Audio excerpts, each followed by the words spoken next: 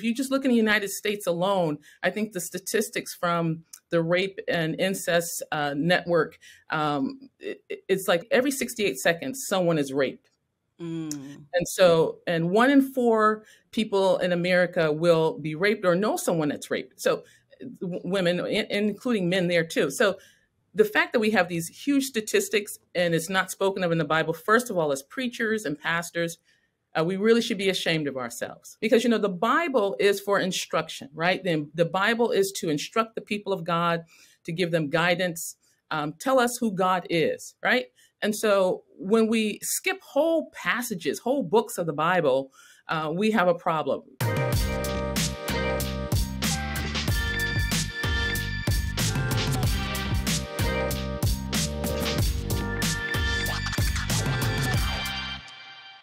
Well, thank you for tuning into this session. I'm so excited to have Professor Quonekuia Day with us. She's been a part of our Jude 3 journey for quite some time. She was at our first Courageous Conversation and has been at all the ones since we've had it.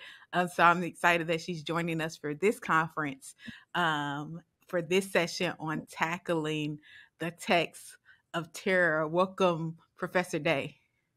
Oh, thank you so much for having me. I appreciate it. I'm always so surprised that you have me back. So just glad to be here. Glad to be here and to talk about this important topic of texts of terror. Yeah. Yeah. For those who don't know who you are, just give them a little bit of background. So I'm Professor Day. I teach at Gordon Conwell Theological Seminary. I teach full time. I teach in the area of Hebrew language 1 and 2, Old Testament, the whole range, Joshua, Judges, Exodus is my primary book, but pretty much anything in the Old Testament. And I'm the MDiv advisor. So you'll also see me at Meacham, School of Haymanot. I do some work there for them as an adjunct professor. And of course, you can always catch me with Jude 3. So, yeah. Well, it's exciting to have you back to talk about this important topic. When we think about tackling the text of terror, most people have never heard of a group of texts being called the text of terror. Where does that come from? Yeah, so this idea of text of terror, you won't even hardly hear this in a conservative seminary. So this language, really talks about I won't say any text, but texts which really deal with issues of violence, rape, and trauma of women in order to subject them to, making them feel subhuman, taking away their life, taking away their rights.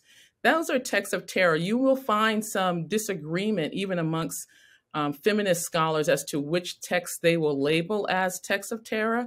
There's some question about whether, say, David and Bathsheba should be labeled as a text of terror.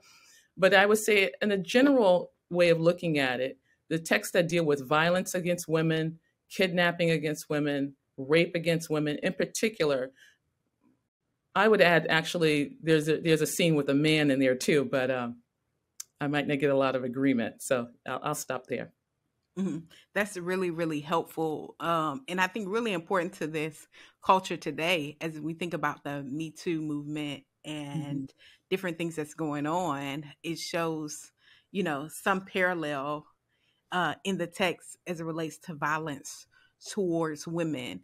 Why do you think it's difficult for preachers to go into these texts in general? Why do they usually shy away from them? Or if they talk about them, they kind of glaze over it, like not giving that much attention to it. Yeah, this is my pet peeve about the whole thing, because the Bible is for instruction, right? The Bible is to instruct the people of God, to give them guidance, tell us who God is, right? And so when we skip whole passages, whole books of the Bible, we have a problem. If you just look in the United States alone, I think the statistics from the rape and incest network, it's like almost 68, every 68 seconds, someone is raped. And 1 in 4 people in America will be raped or know someone that's raped. So women, including men there too. So the fact that we have these huge statistics and it's not spoken of in the Bible, first of all, as preachers and pastors, we really should be ashamed of ourselves, because we say the Bible is there for instruction, but we don't use it to give instruction in these traumatic areas. So I think one of the reasons is that we don't know how to even talk about healthy sex or healthy sexuality. So we don't talk about that. We have a problem talking about the Song of Solomon. We can't even say, you know, in which you have the text is this woman talking about how much she loves her man, and he talks about her too. But they start talking about body parts, talking about chests and thighs and breasts, and people, you know, they lose their mind. They can't handle the graphic nature of the language, yet we go home and watch graphic shows. So I think we don't know how to talk about healthy sexuality.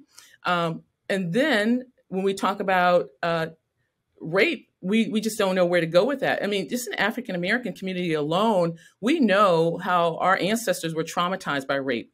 We know how they were subjugated and oppressed, and how what that did to the family unit. And so I'm not surprised that we don't teach about it in the church, or we haven't historically, but it's about time that we actually start to do something about that, because we can look back and say, okay, we've dealt with a lot of trauma. We really need to talk about it. So sometimes people don't know how to talk about it. We don't talk about healthy sexuality. Our history tells us to shy away from these topics because they've already impacted us in such a negative way. And then I think also that when we talk about it, we don't know how to be fair in the presentation of it, because it impacts the heroes of our faith. Oftentimes, the heroes of our faith are spoken of in negative ways, and we don't know what to do with that. So, you know, Judah has sex with his daughter-in-law, which they may not classify as a terror text, but she has to trick him in order to get a child because he didn't, you know, come through and give her the next son. David assaults Bathsheba. We have a problem with talking about the fact that, I mean, at no point does Bathsheba say she loves David, right? So we make this love story. Bathsheba only talks about grieving her husband, Uriah. And so I think another issue is that we have trouble talking about heroes of faith when they're connected to negative things. The story of in Judges 19, those are Levites, the Benjamites, the tribes of, you know, the tribes that are being part of the, you know, the covenant. And you have them being a part of throwing a concubine out, letting her being raped all night. So just to stop there, that we have trouble talking about our heroes of faith in difficult ways, but the scriptures are there for our instruction. And, you know, shame on us for not using the scripture in the totality and leaving it up to culture to do what we can do as Christians. I think you're hitting the nail on the head right there, especially talking about the heroes of faith negatively. I've said something a while ago about David sexually assaulting or raping Bathsheba, and it was several men who commented, and it's like, you can't infer that in the text. It doesn't say that he did that. And I was just like, wow, this is such a deep thing, like that you can't see David that way.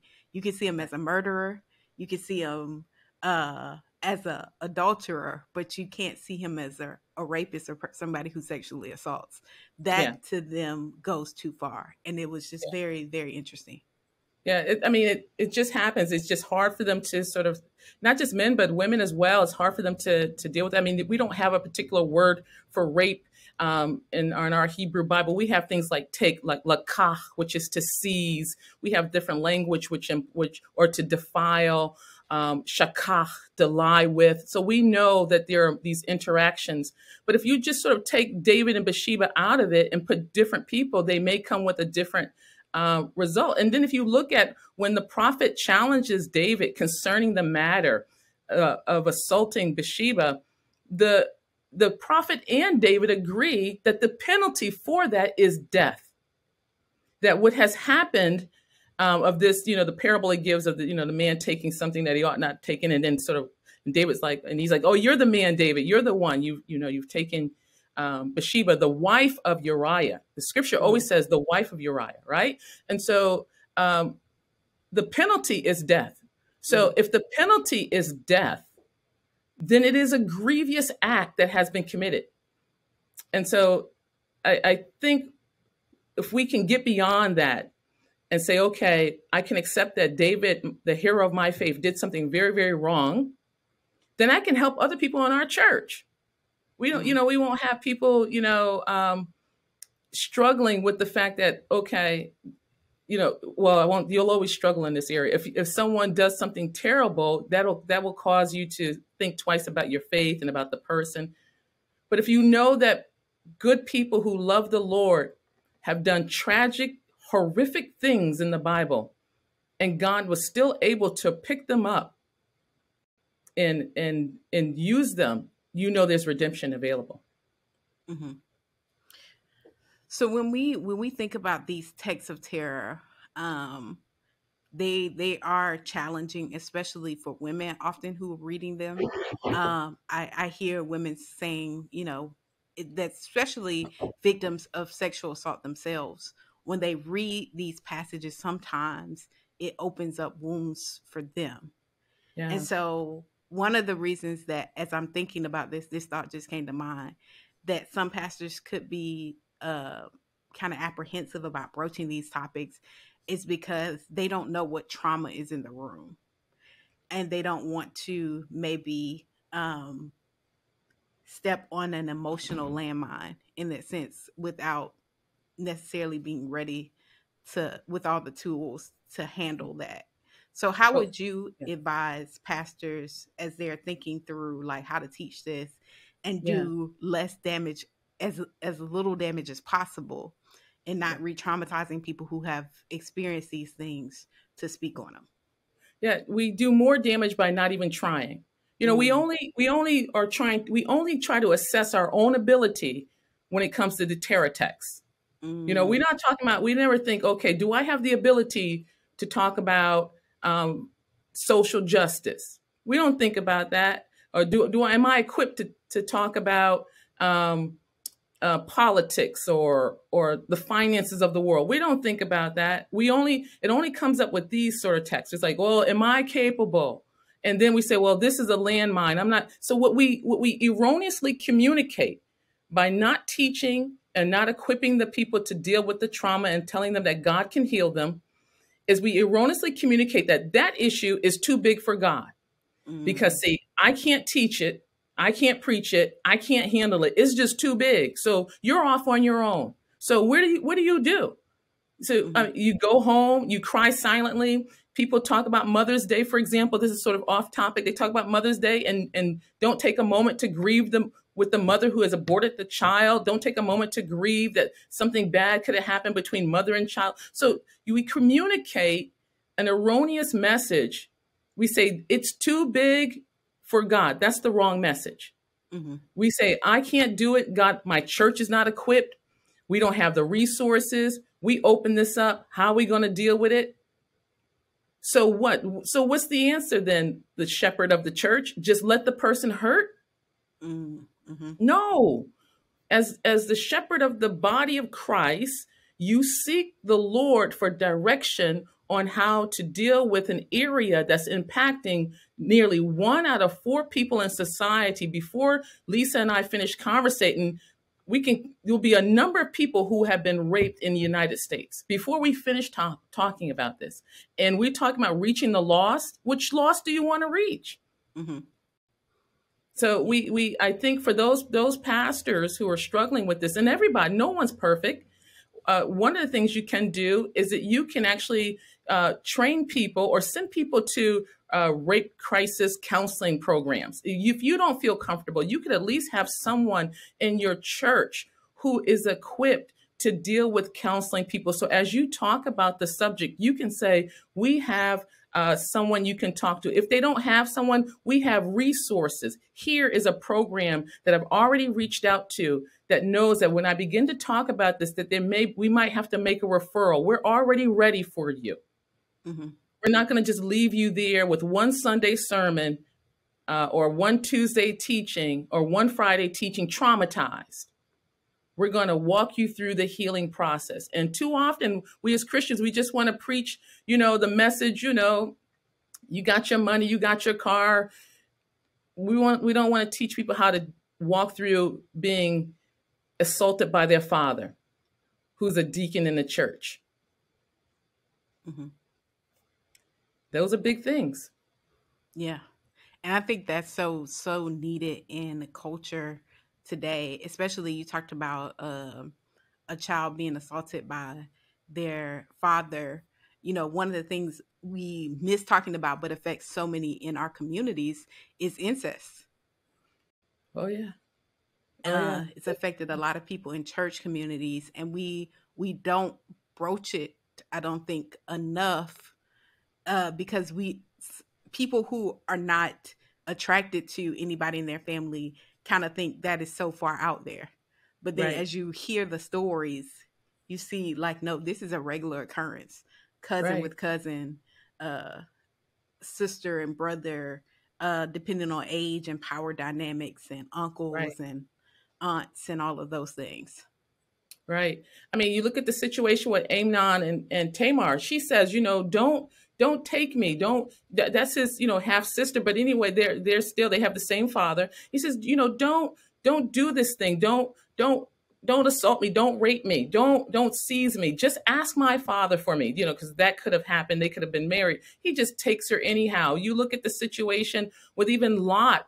We don't talk about Lot, but Lot is one of the few stories in the Bible. I'm trying to think through if I know of another one. Well, there's the attempted assault of Joseph, but that didn't go through. So, but Lot is the only story I can think of where you have a man who is his daughters get him drunk to the point where they go in and lie with him. They have sex with them. So those children are incestuous. And the Bible is very clear that Lot did not know when they lie down or when they got up. And even the verbs that are used, the tenses of the verbs, and the hifal and the pial, for those who know Hebrew, there's some this causative language that is used here. I'm trying to think of the word for drink right now. It's escaping me right now. I think it's shakach, but it's using the hifal, and so the daughters cause him to drink. They get him drunk, and because they're afraid that they won't be able to have children. So we get Moab and we get the Ammonites. But we don't even talk about that. We just talk about the Moab. This is how the Moabites came about. This is how the Ammonites came about. Well, Lot was assaulted at night and did not know. And we don't say anything about it. And we miss a moment here as well when we just talk about the women. There are many boys, many men who have been assaulted. And people think just because he'll be aroused and he'll I hate to say it, but they'll be stimulated and ejaculate. I'll put it that way. You can cut it out. But anyhow, because he will have this moment in sex that is not an assault. Well, that's just biological. Stimulation is going to cause a result. That doesn't mean that the man wanted someone to do that to them. But we don't talk about men who are raped. We don't talk about boys who are raped. And we have people, if we get to know them, they will tell us some stories. We don't talk about the incest. Young boys have been molested by uncles. They can't even talk about it. And so we do need to do a better job because the scriptures are there. We have biblical references Mm-hmm. to talk about these bad things. Mm-hmm. I remember I was at a school and I was teaching, and the question was, why even talk about Judges 19? We talk about Judges 19, which has the horrific rape scene, because it's in the text. So obviously, the Lord wants us to see how evil people get when they don't have God, Mm-hmm. or when they just dismiss God altogether. Mm-hmm. Yeah, and I think that's so necessary. You brought up Judges 19, and one of the things that Dr. Joe Vitale says about passages like that and others, it shows that God will not participate in a religious cover-up. Right. That these things are, even if it seemed like it was overlooked by God, he made sure it was in the canon, so we would have to face the injustices of, like you said, what happens when people turn their backs on God or decide to do what's right in their own eyes, and they kind Right. of deafen God's commandments. Right. And so it is one of those kind of the descriptive texts we need to get to the reason why there's things prescribed in the law. Yeah, I mean, when you look at Judges 19, I have my students read it all the time. They're always so surprised. We read that chapter along with an essay on sex trafficking. So we look at sex trafficking. There's an article, Judges 19 is sex trafficking, and that we read alongside that passage. And they're always so surprised to see that in the Bible. And again, I think that's a poor reflection of us as leaders, because that means we're not doing enough to sort of teach that, that these things are in the Bible. But if you look at the book of Judges, it moves from one level of evil to the next level of evil. It increasingly becomes worse to when the book closes, you go, oh my God, these people need God. Mm-hmm. And it shows you how evil the world is. But, sometimes people feel like, okay, why doesn't God do something about this? That's another reason why sometimes preachers don't want to sort of, bring up the topic, because then someone's going to say, well, where was God? Mm-hmm. How come God didn't protect me? I was just a little girl. I was innocent. I was a little boy. I couldn't even fight back. Where was God in that moment? And so because we're afraid to talk about where was God, we don't talk about it at all. But they're thinking about it, so we need to talk about it. Mm-hmm. Yeah. One of the things that Judges 19, I think, shows that we often miss, and it happens even in the Lot with his daughters when he was about to throw his daughters out, that the men saw rape against other men as a grotesque thing, but some kind of way saw that evil against women as being a less severe, less okay thing. And it shows how we kind of in this day kind of categorize sexual sins. Yeah. Oh yeah. It brings out so many things that people can lean into in such a rich text. I mean, it really is. I mean, it's troubling in so many areas too. I mean, these men, they come and they really want to rape the man. That's what their goal is. And the women who don't speak at all at any point, and I'm pretty sure that is a literary device, that the women not speaking in the text is for us to hear them speaking. No woman would not be just horrified at this moment. And so when she's thrown out and she's raped, they settle for the violence against the women. That's like, oh, okay, this is the best we can get. It really shows you that they have devalued the woman. And again, that goes against everything that God would want for his people. Mm-hmm. What are some practical tips you would give pastors on how to navigate, how to identify which texts of terror? Obviously, they need to go through all of them. But if they're just starting, what are some markers to say, this is how you begin? What kind of things would you want them, what process and what things would you want them to hit in that conversation or in that sermon? Yeah, I would say it is overwhelming when you've never done it before, to think about your congregation, to think about your children in the congregation hearing these words. It's overwhelming. You're going to feel nervous, apprehensive, like, oh my God, what am I doing? But I would say first read the text and then look at the text from the vantage point of everyone in the story, from the man, from the woman, from if there's a grandfather. Look at it from every vantage point. Don't skip, because this is what happens in the David and Bathsheba story. David and Bathsheba is always told from David's point of view, never from Bathsheba's point of view, and hardly ever from Uriah's point of view. That Uriah, when he dies, his name is completely cut off. He has no one else to carry his family name.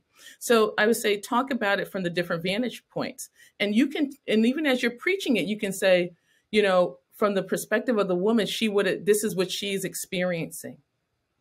And just that, you don't have to do everything. You don't want to give people a steak when they're ready for just mashed potatoes. Just a little bit.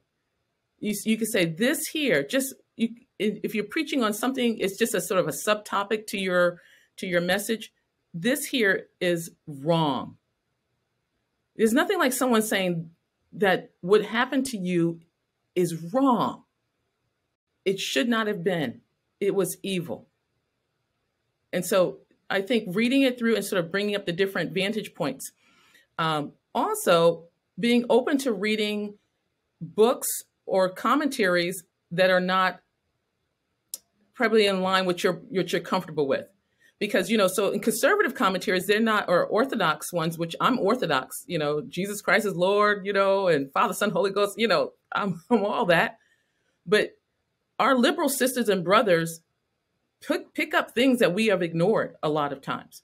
So you need to look at those other commentaries and see what they're seeing. And then prayerfully say, Lord, what instruction can I give the body of Christ at this local congregation to help in this area? You don't have to do everything. You don't have to have a series on trauma. Just making sure that it's part of your cue of your preaching, getting the people used to hearing about the text and how God responds to those texts. When you say, well, I don't see God responding. Well, look at the life of the people. Look at what happens to David after he sins with Bathsheba. All his children have all sorts of problems. So you can also sort of trace what happens with those people afterwards and see that God is still a just God. So I would say starting off by reading the passage, talking about the different vantage points, looking at commentaries which may not always sit well with your theological framework or your orthodoxy, not because that you want them to change you, but because they will sometimes see things or talk about things that some of our most recent commentaries some of our older commentaries are not talking about. Mm-hmm. That's really helpful. And as you're saying that, oftentimes we limit these conversations to adults. Right. And right. I think it's very instructive for us to think about children, because when people talk about the sexual abuse and trauma they experience, it usually happens in their childhood. Right. And if we're not talking about, it's wrong for your cousin to touch you inappropriately, or has your cousin, or creating kind of spaces where kids have a safe space, even in children's ministry, to talk about these things, so we could, at least if they have been assaulted or if somebody's trying to assault them, they have the tools if their parents haven't went down that path with them. Right. Yeah. I mean, it's uncomfortable talking to children about matters of sexuality, good touch, wrong touch. Those things are uncomfortable, but we have to do it. We have to prepare. We have to give our children the weapons to make it in this world. So when we don't do that, even if you're uncomfortable, I mean, I talk to my children. I've always talked to my children about, these sorts of things. And it's very uncomfortable for me. But I see it this way. If we don't equip our children, then we're sending them out into the world without the armor that they need. You're sending them ill-equipped to deal with the vices of the enemy.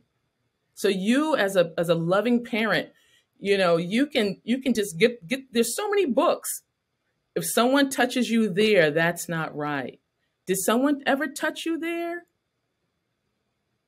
Oh, was it a hug? What happened? It may be uncomfortable, but you as a parent, as the guardian of the child, you have to equip them to make it in this world. This world is evil, and the evil's not going away. It's just an evil world. Mm-hmm. So what other things do you think, as we think about, say they preach the sermon on Sunday, what can they implement in small groups to help people walk through it in a more, to go more in depth? Because I think, you're going to have Sunday morning is a catch-all. You're dealing with people who are new visitors, unsaved, saved. The people who come to Bible study are usually sometimes the most committed, and they can go a little deeper. Right. I would say, what we did at our Bible study, my pastor, shout out to Deliverance Temple Worship Center in Boston. Woo woo. My pastor, she had me do a special topic on these sorts of things. And so you can do a Bible study session. And so people can emotionally prepare. You don't want to just, people go to Bible study and all of a sudden they traumatized.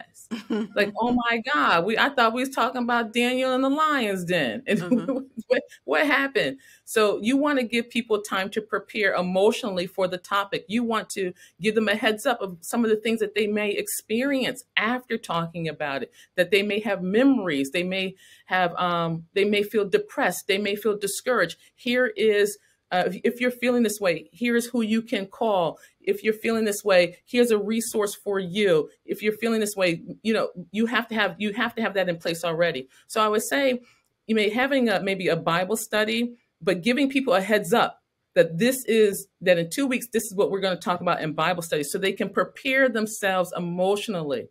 And they can make a choice whether they want to attend that Bible study, because not everybody's ready to hear the topic. Not everybody's in the same position emotionally. Some people want to forget and they never want to remember.